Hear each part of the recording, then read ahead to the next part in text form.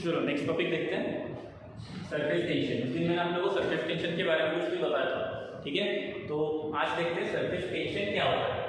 उस दिन भी बताया था, लेकिन उसके आगे का देखते हैं कि सरफेस टेंशन से रिलेटेड और कौन कौन से फैक्टर्स हैं। तो देखो सबसे पहले हम लोग को दिया है इंटरमॉलिक्यूलर फोर्स।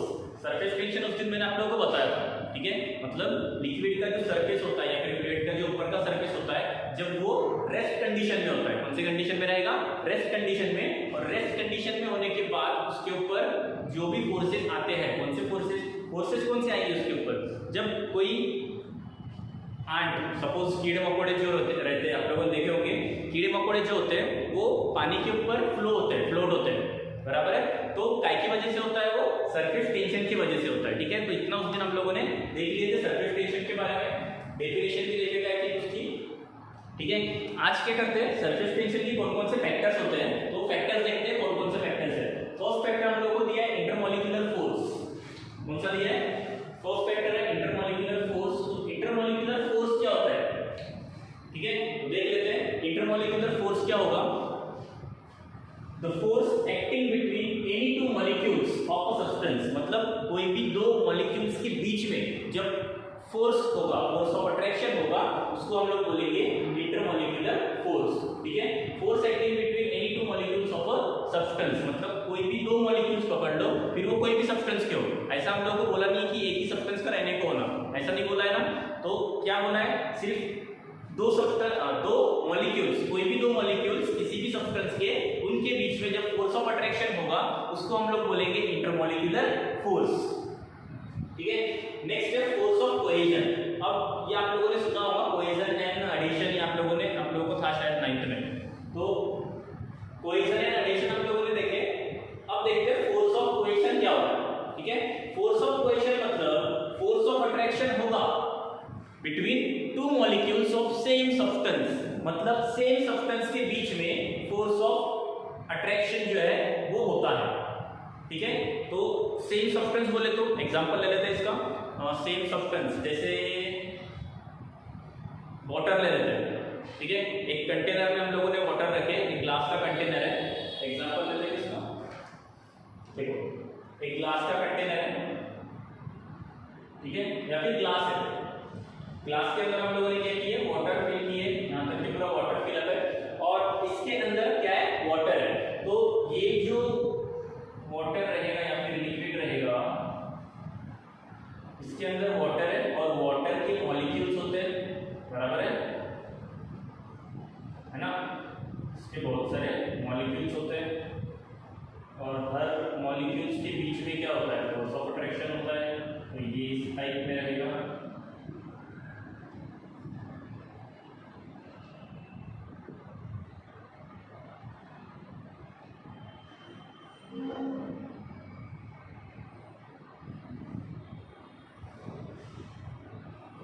ठीक है। तो इस टाइप में होता है। अब यहाँ पे पूरी तरीके से वाटर फिलअप है, तो वाटर फिलअप होने के बाद वाटर के जो मॉलिक्यूल्स है, बहुत सारे मॉलिक्यूल्स होते हैं, ठीक है। वाटर के जो मॉलिक्यूल्स है वो एक दूसरे के साथ क्या होते हैं, फोर्स ऑफ अट्रैक्शन, मतलब उन सबका, हर वो मॉलिक्यूल्स का, यहाँ पे हम लोग सिर्फ एक ही सब्सटेंस कंसीडर कर रहे हैं, वो वाटर है, ठीक है। हम लोगों ने ग्लास को कंसीडर नहीं किया, ग्लास को कंसीडर नहीं करना है, बट सिर्फ वाटर को ही कंसीडर करना है। तो एक ही सब्सटेंस लेना है हम लोगों को,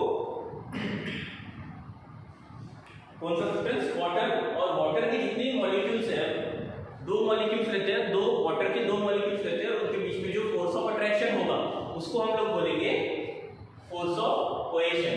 the force of attraction between molecules of same substance.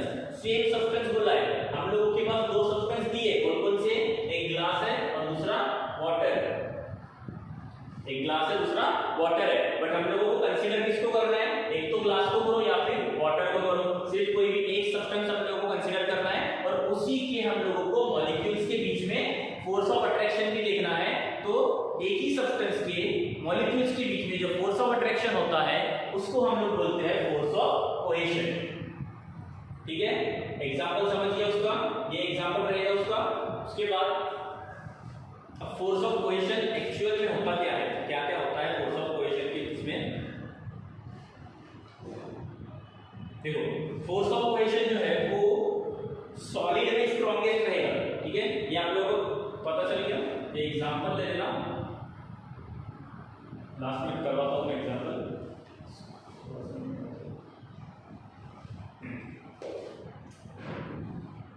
First point हो गया फोर्स ऑफ कोहेशन का।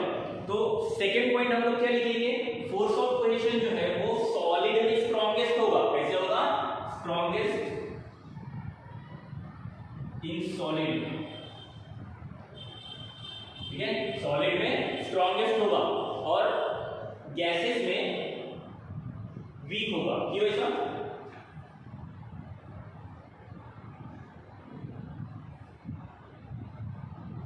क्या बोला आप लोगों को, strongest in solid but weak in gases. अब सॉलिड के अंदर ये स्ट्रॉन्ग होता है और गैस के अंदर वीक होता है, कौन, फोर्स ऑफ कोहेशन, ठीक है। उसके बाद नेक्स्ट पॉइंट हम लोगों को दिया है, अब देखो सॉलिड के अंदर स्ट्रॉन्ग क्यों होता है, सॉलिड के अंदर स्ट्रॉन्ग क्यों होता है, क्यों होता है, क्योंकि सॉलिड जो है इसका कुछ तो भी एक डेफिनेट शेप होता है, ठीक है, मतलब हम लोग इसको कुछ तो भी एक डेफिनेट शेप दे सकते हैं, जैसे ये ओ, इसको हम लोगों ने कुछ तो भी डेफिनेट शेप दिया है, ठीक है, इस वजह से इसके जो मॉलिक्यूल्स है ये स्ट्रॉन्ग रहेंगे। टूटता है क्या इजीली, नहीं टूटता है, मतलब क्या है, इसके जो मॉलिक्यूल्स है एक दूसरे से बहुत ज्यादा अच्छे से अटैच्ड है, ठीक है।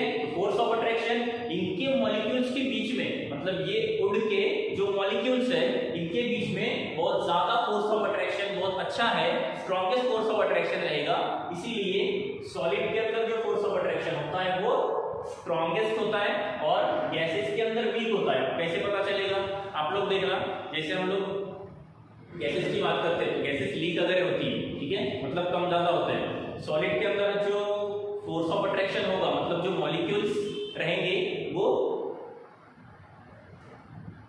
अच्छे से, मतलब क्या बोलते हैं इसको, एक जैसे रहते हैं, तो स्ट्रेट लाइन में वो प्लेस्ड रहते हैं, ठीक है, स्ट्रेट लाइन में वर्टिकली बोलो या फिर हॉरिजॉन्टली बोलो, तो इस टाइप से वो प्लेस्ड होते हैं। बट गैसेस में वैसा नहीं होता है, गैसेस के जो मॉलिक्यूल्स है वो सपोज ये क्लोज कंटेनर है, ठीक है, क्लोज कंटेनर के अंदर हम लोग मतलब गैस है, अब ये गैस के मॉलिक्यूल्स कैसे रहेंगे, तो गैस के मॉलिक्यूल्स यहाँ पे जा सकते हैं, यहाँ पे जा सकते हैं, इधर जाएंगे, इधर जाएंगे, इधर भी जाएंगे, इस टाइप से गैस के मॉलिक्यूल्स रहेंगे, ठीक है, मतलब कंसिस्टेंसी नहीं है इनके बीच में, रैंडमली वो कैसे भी प्लेस्ड होते हैं। तो यहाँ पे जो फोर्स ऑफ कोहेशन रहेगा वो वीक रहेगा और सॉलिड में जो फोर्स ऑफ कोहेशन रहेगा वो स्ट्रॉन्ग रहेगा, ठीक है।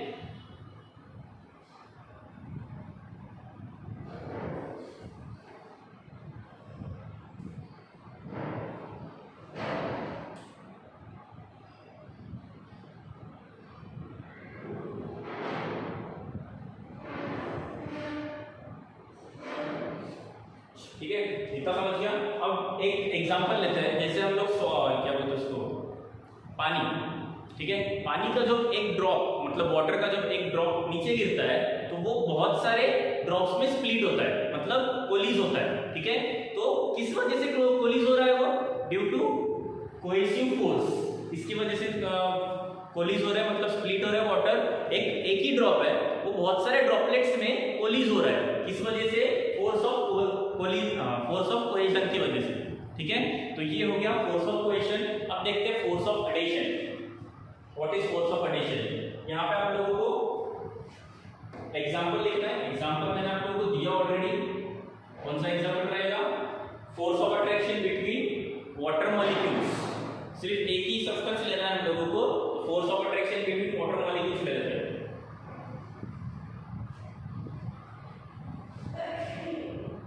Force of attraction between two water molecules.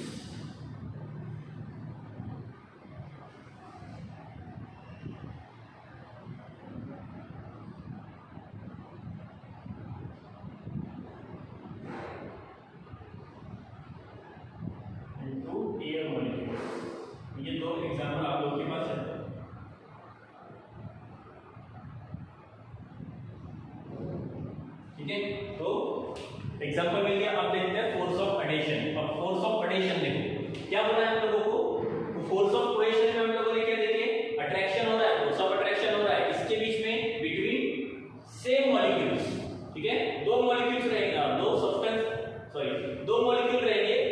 Same substance के, ठीक है, सेम सब्सटेंस रहने को होना, उनके बीच में अगर फोर्स ऑफ अट्रैक्शन हो रहा है तो कोहेजन रहेगा, मतलब फोर्स ऑफ कोहेजन रहेगा। और अब क्या देखते हैं, फोर्स ऑफ अडेशन। फोर्स ऑफ अडेशन में फोर्स ऑफ अट्रैक्शन तो होता है between two molecules of different substance. यहाँ पे सब्सटेंस कैसे रहेंगे, टू डिफरेंट सब्सटेंस, मतलब दो डिफरेंट सब्सटेंस हम लोगों को दिए रहते हैं और दोनों के एक एक मॉलिक्यूल के बीच में फोर्स ऑफ अट्रैक्शन होता है, उसको हम लोग बोलेंगे फोर्स ऑफ एडिशन, ठीक है। जैसे ग्लास के अंदर वाटर है, ठीक है, एग्जांपल ले लेते हैं उसको, ग्लास है, वाटर भरा हुआ है पूरा, ठीक है। अब फोर्स ऑफ अट्रैक्शन किसके बीच में होने को ना, तो force of attraction glass molecules and water molecules, इन दोनों के बीच में जो फोर्स ऑफ अट्रैक्शन होगा इसको हम लोग बोलेंगे फोर्स ऑफ एडिशन। क्या बोलेंगे इसको, फोर्स ऑफ एडिशन। मतलब टू डिफरेंट सब्सटेंस, उनके बीच के जो मॉलिक्यूल्स है, उनके जो मॉलिक्यूल्स है उनके बीच में जो फोर्स ऑफ अट्रैक्शन होगा उसको हम लोग बोलेंगे फोर्स ऑफ एडिशन, ठीक है। अब इसका एग्जांपल हम लोगों को मिल गया। एग्जांपल में हम लोग क्या लिख सकते हैं, एग्जांपल में क्या लिख सकते हैं, force of attraction between water molecule and glass molecule, ठीक है। तो इस टाइप से हम लोग इसका एग्जांपल लिख सकते हैं, force of attraction between water and glass, ठीक है, ये हो गया। अब फोर्स ऑफ अट्रैक्शन के बारे में ऐसा आप लोगों को कुछ भी नहीं दिया है कि जैसे हम लोगों ने यहाँ पे लिखे strongness in solid and weak in gases, तो ऐसा कुछ भी नहीं है। तो ये हो गया force of cohesion and force of adhesion. आप लोग क्या करना, इजी है, इतना कोई हार्ड नहीं है, ठीक है। एग्जांपल ध्यान में रखो, ठीक है। मतलब यहाँ से क्या होगा, ग्लास का एक मॉलिक्यूल निकलेगा, वाटर का एक मॉलिक्यूल निकलेगा, दोनों के बीच में क्या होता है, फोर्स ऑफ अट्रैक्शन होता है, इसको हम लोग बोलते हैं फोर्स ऑफ एडिशन, ठीक है। नेक्स्ट है हम लोगों का रेंज ऑफ मॉलिक्यूलर अट्रैक्शन।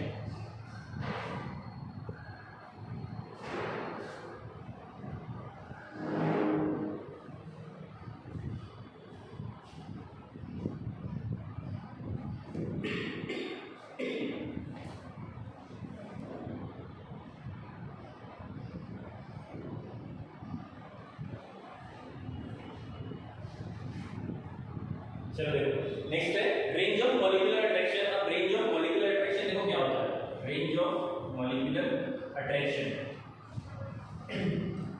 देखो, the maximum distance from the molecule up to which the molecular force is effective is called range of molecular attraction. इसका मतलब क्या बोल रहा है वो, द मैक्सिमम डिस्टेंस, सपोज अपन ये लेते हैं, क्या बोलते हैं उसको, मैग्नेट का जो एग्जांपल है, मैग्नेट का एग्जांपल लेते हैं, कैसे लिखते हैं, ठीक है, यहीं पे लेते हैं। ये सपोज ये मैग्नेट है, ठीक है, कोई भी मैग्नेट है, ये मैग्नेट है। अब मैग्नेट क्या करता है, अट्रैक्ट करता है ना, ठीक है। तो किसी को भी अट्रैक्ट नहीं करता है, मेटल्स को ही अट्रैक्ट करता है। तो मैग्नेट क्या करता है, मेटल्स को अट्रैक्ट करता है। अब इसकी कुछ तो भी रेंज रहती है ना, मैग्नेट की अट्रैक्ट करने की कुछ तो भी रेंज होती है, ठीक है। मतलब मेटल्स को अट्रैक्ट करने की, दूसरे मेटल्स को अट्रैक्ट करने की कुछ तो भी रेंज होती है। तो सेम एग्जांपल को अपन इससे रिलेट करते हैं। क्या बोला है, the maximum distance from the molecule up to which the molecular force is effective. अब इसकी हम लोग एक रेंज बनाते हैं, मतलब ये एक रेंज हो गई, ठीक है, यही का लेते हैं, सेम यहाँ पर भी रहेगा। तो ये एक रेंज हो गई। क्या करेंगे, ये मैग्नेट है, अगर यहाँ पे एक मेटल है,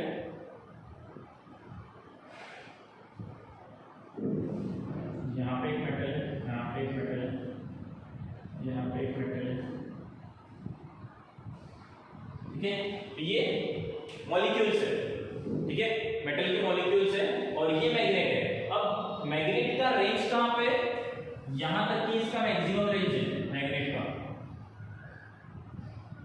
ठीक है, यहां तक के मैग्नेट का मैक्सिमम रेंज है। और इस रेंज के अंडर में जो कोई भी आएगा उसको वो अपने पास अट्रैक्ट करेगा, means range of molecular attraction. ये मैग्नेट, ये इसकी मैक्सिमम रेंज, इस मैग्नेट के मैक्सिमम रेंज में जो कोई भी मॉलिक्यूल्स आएंगे उसी को हम लोग बोलेंगे रेंज ऑफ मॉलिक्यूलर अट्रैक्शन। ठीक है, समझा क्या बोला है? The maximum distance from the molecule up to which the molecular force is effective, मतलब इसके मैक्सिमम रेंज तक जो मॉलिक्यूलर फोर्स इफेक्टिव हो रहे हैं, जो मॉलिक्यूल्स इफेक्टिव हो रहे हैं, मतलब ये जो मॉलिक्यूल्स है मैग्नेट के, ये मैग्नेट के मॉलिक्यूल्स इस मैक्सिमम रेंज तक, मतलब ये मैक्सिमम रेंज तक ही अट्रैक्ट करेंगे मॉलिक्यूल्स को, इसी को हम लोग बोलते हैं रेंज ऑफ मॉलिक्यूलर अट्रैक्शन। ठीक है, नेक्स्ट है स्फीयर ऑफ इन्फ्लुएंस। सेम इसी के जैसे एग्जांपल ध्यान में रखो, ये एग्जांपल आप लोग लिख लो।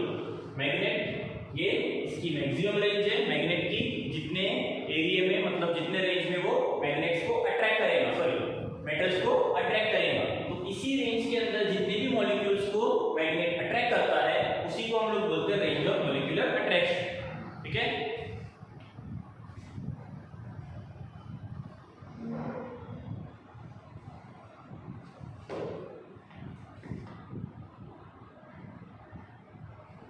नेक्स्ट कौन सा है?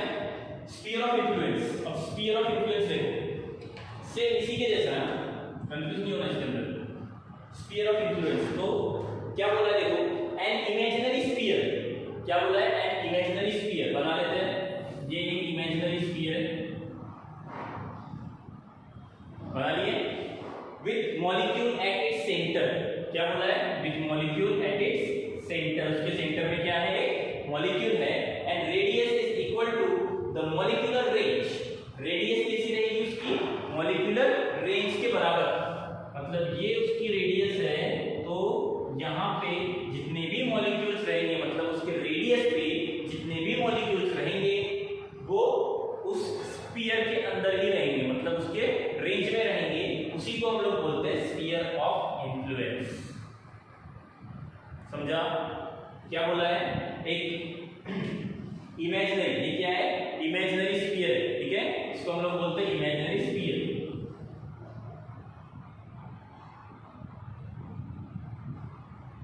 ये एक इमेजिनरी स्फीयर है। इमेजिनरी स्फीयर के अंदर क्या है? उसके सेंटर पे एक मॉलिक्यूल है और उसका जो रेडियस है ये इक्वल होता है उसके मॉलिक्यूलर रेंज से।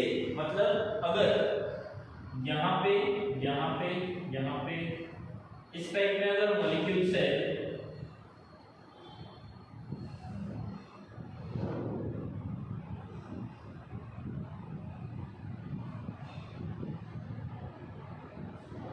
ठीक है, इस टाइप में ये क्या निकाला? ये क्या है? ये मॉलिक्यूल्स है। ठीक है, तो इस टाइप में अगर मॉलिक्यूल्स है, अब क्या देखना है हम लोगों को?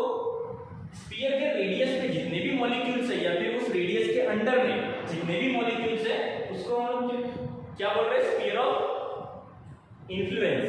ठीक है, इसको बोलेंगे स्फीयर के रेडियस के अंडर में, ठीक है, जितने भी मॉलिक्यूल्स आएंगे उसी को हम लोग बोलते हैं स्फीयर ऑफ इन्फ्लुएंस। ठीक है, तो ये एग्जांपल्स आप लोग ध्यान में रखो, एग्जांपल से हम लोगों को जल्दी से क्लिक होता है माइंड में। ठीक है,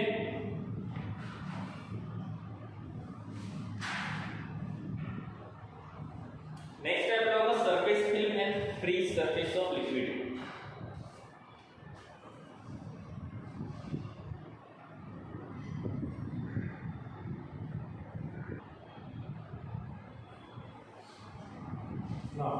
नेक्स्ट है सरफेस फिल्म। सरफेस फिल्म का मतलब देखो क्या होता है? सेम जैसे हम लोगों ने इसके पहले वाले देखे वैसे ही है। सरफेस फिल्म देखो, a layer of surface of liquid whose thickness is equal to the range of intermolecular force। मतलब सरफेस की एक लिक्विड की एक ऐसी सरफेस जिसकी लेयर जो होगी वो इतनी थिक रहेगी कि उसके अंदर उसके range of intermolecular forces attract होंगे, मतलब जितने भी मॉलिक्यूल्स हैं उस फिल्म के अंदर अट्रैक्ट होंगे। ठीक है, मतलब उसके अंदर जो रेंज ऑफ मॉलिक्यूलर फोर्स रहेगा वो ज्यादा रहेगा, उसी को हम लोग बोलते हैं सरफेस फिल्म। इस टाइप का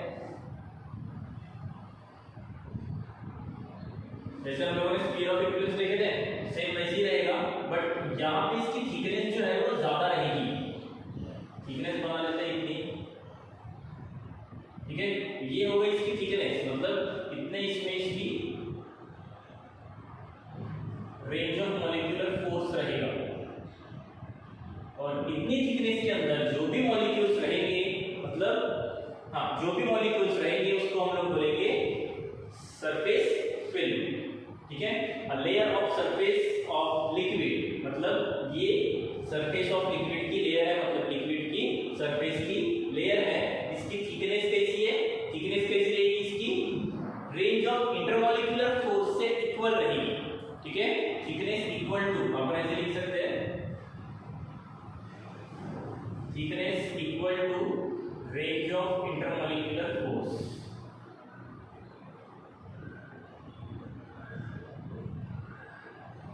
इस टाइप से हम लोग इसको बोल सकते हैं, मतलब जितनी ये सरफेस की, लिक्विड सरफेस की थिकनेस ऑफ लिक्विड सरफेस,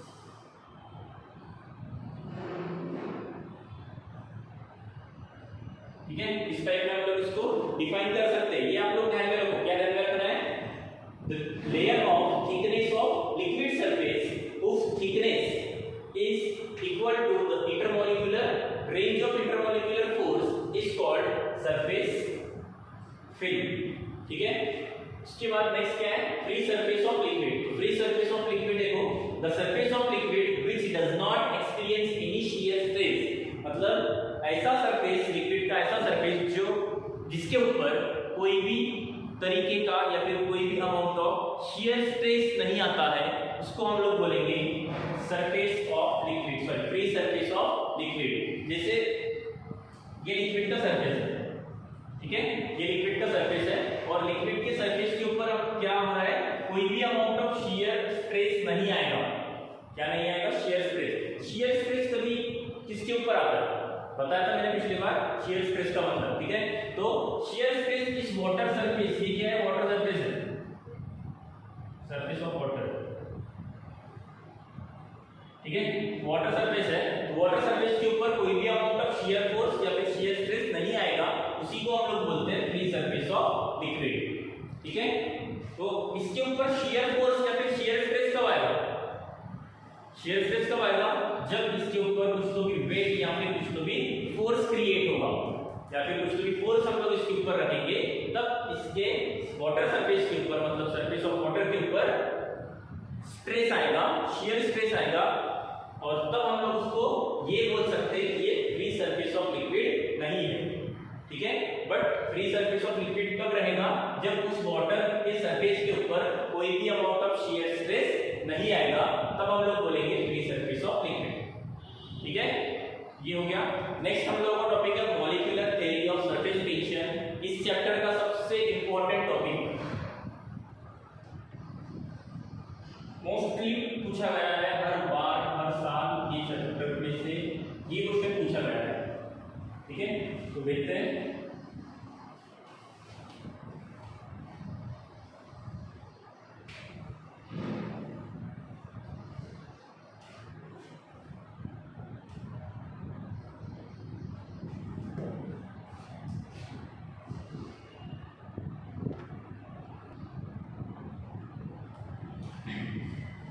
चलो सबसे इंपॉर्टेंट क्वेश्चन है, ठीक है, most important question from this chapter. ये चैप्टर का सबसे इंपॉर्टेंट क्वेश्चन रहेगा ये molecular theory of surface tension. अब देखो क्या बोला है हम लोग, molecular theory of surface tension. इसके पहले हम लोगों ने कोहेसिव और एडहेसिव फोर्स पढ़ चुके हैं, ठीक है, force of cohesion, force of adhesion, sphere of influence, ये सब हम लोगों ने पढ़ चुके हैं। उसी के बेसिस के ऊपर ये क्वेश्चन रहेगा, ठीक है, उसी के ऊपर ये क्वेश्चन डिपेंड कर रहा है। मैं इसकी थ्योरी आप लोगों को लिख के नहीं दे रहा हूँ, वो मैं आप लोगों को भेज दूंगा, या फिर आप लोगों का अगर नोट्स है उसमें से देख लेना, या फिर मैं भेज देता हूँ, ठीक है।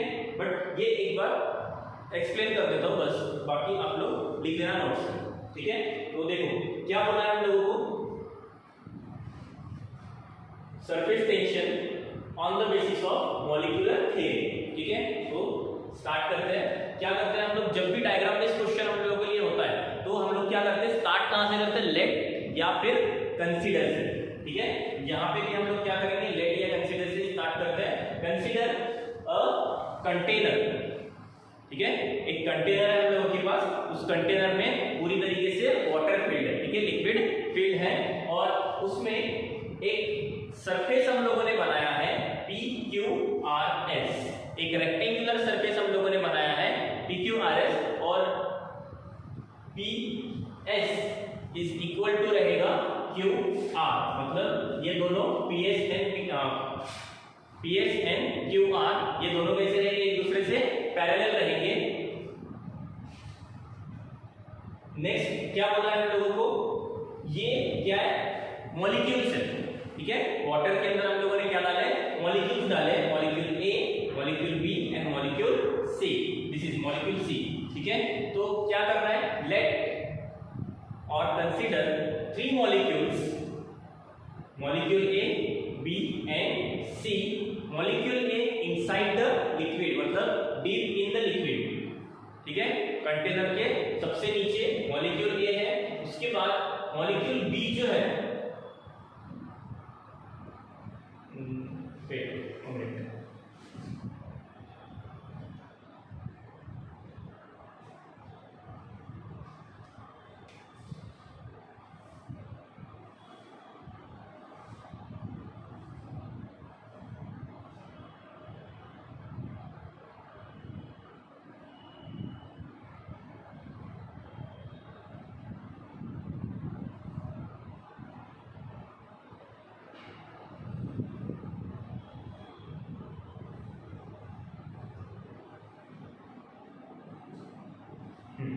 सॉरी, मॉलिक्यूल बी इस टाइप से रहेगा, किस टाइप से रहेगा, तो मॉलिक्यूल बी जो है वो थोड़ा सा पार्ट जो है उसका वो एयर में रहेगा, मतलब एयर के कांटेक्ट में रहेगा, और बाकी पूरा कैसा कहां पे रहेगा, वाटर के अंदर, ठीक है। एंड मॉलिक्यूल सी कैसे रहेगा, पार्टली हाफ ऊपर, मतलब हाफ एयर के कांटेक्ट में और हाफ वाटर के कांटेक्ट में, ठीक है। अब इसको एक्सप्लेन कैसे करना है, देखो क्या बोला है हम लोगों को, surface tension of the basis of molecular theory, ठीक है, मॉलिक्यूलर थ्योरी मतलब सरफेस टेंशन ऑलरेडी हम लोगों ने देख ली है, intermolecular force, force of cohesion, force of adhesion, sphere of influence, ये सब हम लोगों ने ऑलरेडी देख चुका है, मतलब सरफेस टेंशन से रिलेटेड, ठीक है। अब मॉलिक्यूलर थ्योरी क्या होती है, देखो क्या बोला है, स्टार्ट कैसे करना, उसको एक्सप्लेन करना, ठीक है, स्टार्ट कैसे करना, फॉर्म मॉलिक्यूल ए, तो इसके बारे में लिखना है, क्या बोला है हम लोगों को, मॉलिक्यूल ए के बारे में। तो देखो मॉलिक्यूल ए जो है वो कंप्लीटली वाटर के अंदर है, मतलब inside the liquid, deep inside the liquid हम लोग बोल सकते हैं, ठीक है। तो मॉलिक्यूल ए जो है ये कंप्लीटली लिक्विड के अंदर है, और यहाँ पे फोर्स कौन सा लग रहा है, कोहेसिव फोर्स, एडहेसिव फोर्स हम लोगों ने देखे, ठीक है, मतलब force of cohesion and force of adhesion हम लोगों ने जब देखे, तो यहाँ पे जो फोर्स लगेगा, बॉल का जो सरफेस है, मतलब बॉल का हम लोगों को सब्सटेंस नहीं देखना है, किस कांटेक्ट में, मतलब किसके कांटेक्ट में ये मॉलिक्यूल आ रहा है, वो हम लोगों को देखना है, ठीक है। तो यहाँ पे ये जो मॉलिक्यूल ए है, ये मॉलिक्यूल ए किसके कांटेक्ट में है, एयर के कांटेक्ट में है, वाटर के कांटेक्ट में, ऑब्वियसली कंप्लीटली वाटर के अंदर है, मतलब वो वाटर के कांटेक्ट में रहेगा, मतलब यहाँ पे मॉलिक्यूल ए के ऊपर फोर्स ऑफ कोहेशन आएगा, बराबर है, फोर्स ऑफ कोहेशन मतलब force of molecular attraction between one substance, ठीक है, एक ही सब्सटेंस के दो मॉलिक्यूल्स रहेंगे, उनके बीच में फोर्स ऑफ अट्रैक्शन जो होगा उसको हम लोग फोर्स ऑफ कोहेशन बोलते हैं, बराबर है। सेम यहाँ पे हो रहा है, पूरी तरीके से वाटर के अंदर है, और वाटर के जो मॉलिक्यूल्स है वो पूरी तरीके से उसको, मतलब जितने भी वाटर के मॉलिक्यूल्स रहेंगे उनके बीच में क्या है, एक फोर्स ऑफ अट्रैक्शन है, और इसीलिए ये जो यहाँ पे इसका जो स्फीयर ऑफ इन्फ्लुएंस रहेगा, बराबर है, इसका जो स्फीयर ऑफ इन्फ्लुएंस रहेगा वो ज्यादा रहेगा, किसका, वाटर का, वाटर का स्फीयर ऑफ इन्फ्लुएंस ज्यादा रहने की वजह से ये जो मॉलिक्यूल ए है ये इनसाइड द लिक्विड रहेगा, डीप इनसाइड द लिक्विड रहेगा, ठीक है। इसके बाद देखते हैं नेक्स्ट मॉलिक्यूल बी। अब मॉलिक्यूल बी क्या है, मॉलिक्यूल बी को हम लोग अगर डिफाइन करते हैं या फिर मॉलिक्यूल बी के बारे में हम लोगों को लिखना है, तो मॉलिक्यूल बी का आधे से ज्यादा पार्ट जो है वो लिक्विड के अंदर है, मतलब इनसाइड द लिक्विड, ठीक है, आधे से ज्यादा पार्ट उसका, थोड़ा सा पार्ट जो है वो एयर के कांटेक्ट में है, तो एयर के जो मॉलिक्यूल्स होते हैं वो क्या करेंगे, इस टाइप से, ठीक है। बट पॉसिबल है क्या वो? पॉसिबल है क्या? डेंसिटी देखो ना, यहाँ पे अगर हम लोग डेंसिटी की बात करते हैं तो एयर की जो डेंसिटी होती है वो लो होती है,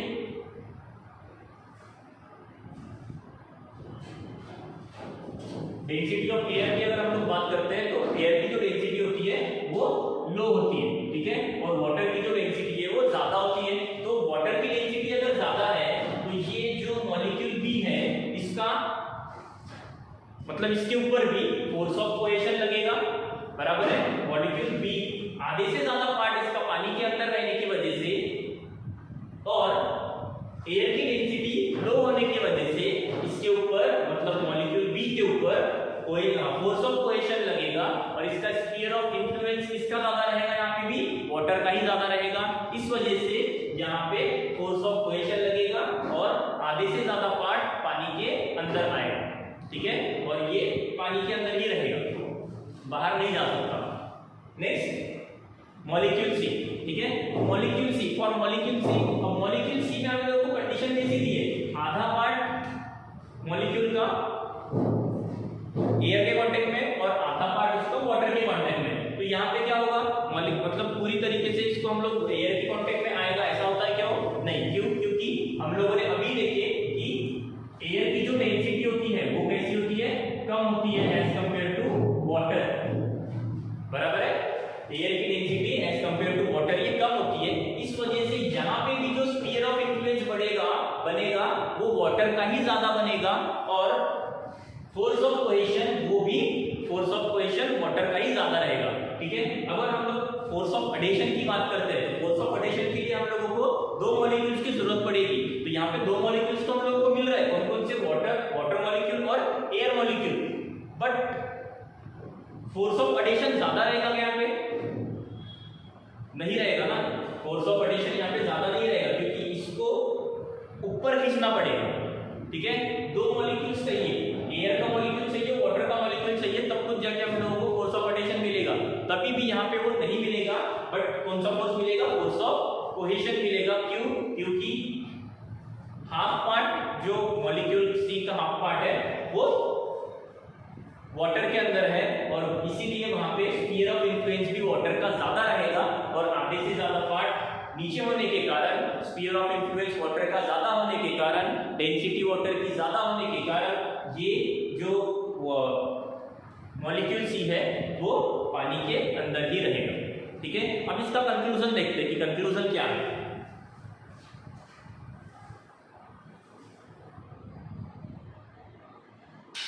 ठीक है। अब कंक्लूजन देखते हैं। मॉलिक्यूल सी जो है, मॉलिक्यूल सी के जितने भी, जैसे हम लोग बोल रहे हैं ना स्फीयर ऑफ इन्फ्लुएंस और फोर्स ऑफ कोहेशन, तो जितने भी मॉलिक्यूल्स है वो लिक्विड को ही तो अट्रैक्ट कर रहा है ना, लिक्विड ही तो उसको अट्रैक्ट कर रहा है, लिक्विड के अंदर ही वो अट्रैक्ट कर रहा है, इसीलिए वो पानी के अंदर ही रहेगा, ठीक है, वाटर के अंदर ही रहेगा, वो बाहर नहीं जा सकता। अब देखते हैं इसका कंक्लूजन। कंक्लूजन में हम लोग क्या बोला है? जितने भी मॉलिक्यूल्स सरफेस फिल्म के ऊपर एक्ट हो रहे हैं, जैसे ये सरफेस फिल्म है, ठीक है, तो इसके ऊपर जितने भी मॉलिक्यूल्स एक्ट हो रहे हैं वो एक अनबैलेंस नेट कोहेसिव फोर्स बना रहे हैं, मतलब यहाँ पे एक अनबैलेंस नेट कोहेसिव फोर्स बनेगा, ठीक है। लेकिन हम लोग अगर पानी के अंदर की बात करते हैं, ये हो गई पानी के ऊपर की बात, ठीक है, ये अनबैलेंस रहेगा। पानी के ऊपर सरफेस फिल्म बोले हम लोगों ने, ठीक है, तो सरफेस फिल्म के ऊपर की जो भी फोर्स आएगा वो अनबैलेंस्ड कोहेसिव फोर्स रहेगा, नेट कोहेसिव फोर्स रहेगा। बट अगर हम लोग लिक्विड के कंटेनर के अंदर की लिक्विड की बात करते हैं तो वहां पे नेट कोहेसिव फोर्स ये ज्यादा रहेगा और नेट कोहेसिव फोर्स अगर ज्यादा है, इस वजह से नेट कोहेसिव फोर्स ज्यादा होने की वजह से यहाँ पे जितने भी मॉलिक्यूल्स है ये सब के सब पानी की तरफ अट्रैक्ट होते हैं, मतलब लिक्विड इसको अपने तरफ अट्रैक्ट करता है, ठीक है। तो यही हम लोगों का कंक्लूजन निकलेगा।